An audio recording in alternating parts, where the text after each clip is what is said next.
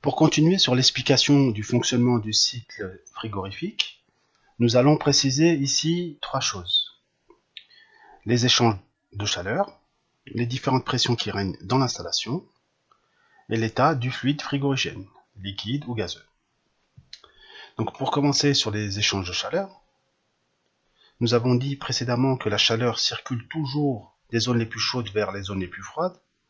Or, nous savons que dans le condenseur, nous avons du fluide frigorigène à haute pression et à haute température. Donc, le fluide frigorigène va céder de la chaleur à l'air extérieur. L'air extérieur, lui, va absorber cette chaleur et se réchauffer. Donc du coup, au niveau du condenseur, le fluide frigorigène va se refroidir et se condenser. Au niveau de l'évaporateur, de la même façon, l'air du local à refroidir, une chambre froide par exemple, est plus chaud que le fluide frigorigène, car le fluide frigorigène est à basse température et à basse pression. Donc l'air de la chambre froide va céder sa chaleur au fluide frigorigène.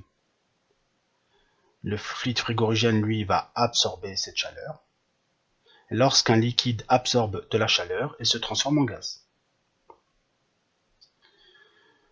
L'air du local, quant à lui, il aura cédé sa chaleur, donc sa température va diminuer. C'est l'objectif de la chambre froide.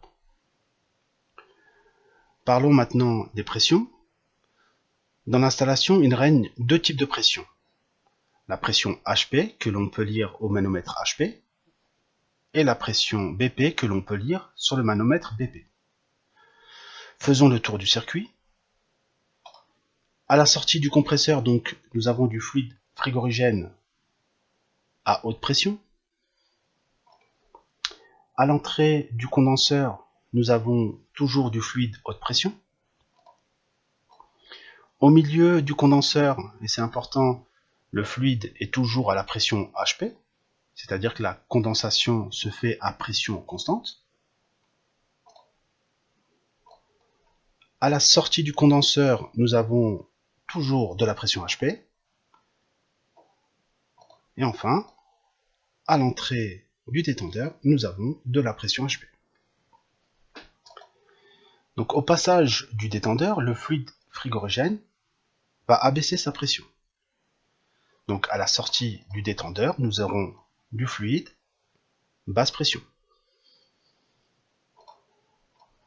À l'entrée de l'évaporateur, nous aurons toujours du fluide basse pression. Ça n'a pas de raison de changer. Au milieu du condenseur, du fluide basse pression.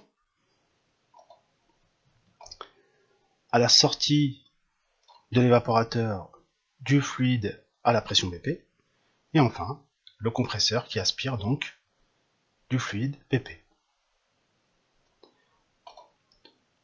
On peut aussi visualiser ces deux pressions en traçant un trait vertical. Donc tous les équipements qui seront à droite du trait seront sous la pression HP. Et tous les équipements qui seront à gauche du circuit seront à la pression BP.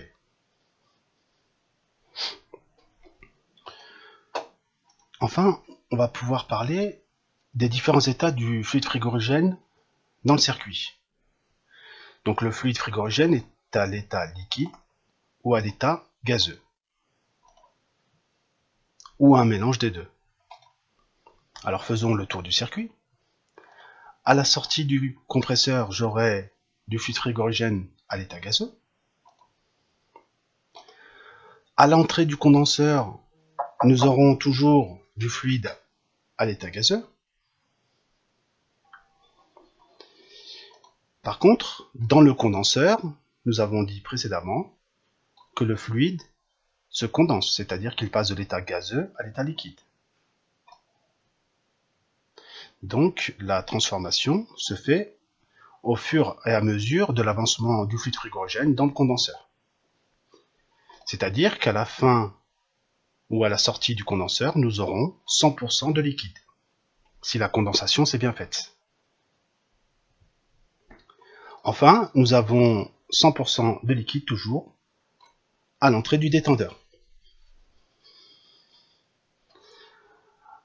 À la sortie du détendeur, nous avons majoritairement du liquide. Au niveau de l'évaporateur, nous avons dit que le fluide frigorigène dans l'évaporateur passait de l'état liquide à l'état gazeux. C'est une évaporation. Et donc, à la sortie de l'évaporateur, le fluide est normalement à 100% gaz. On peut aussi synthétiser de la même façon les différents états en traçant un trait horizontal. Donc au-dessus de ce trait, le fluide sera à l'état gazeux, donc sur la partie compresseur en particulier. Et en dessous de ce trait, le fluide frigorigène sera à l'état liquide.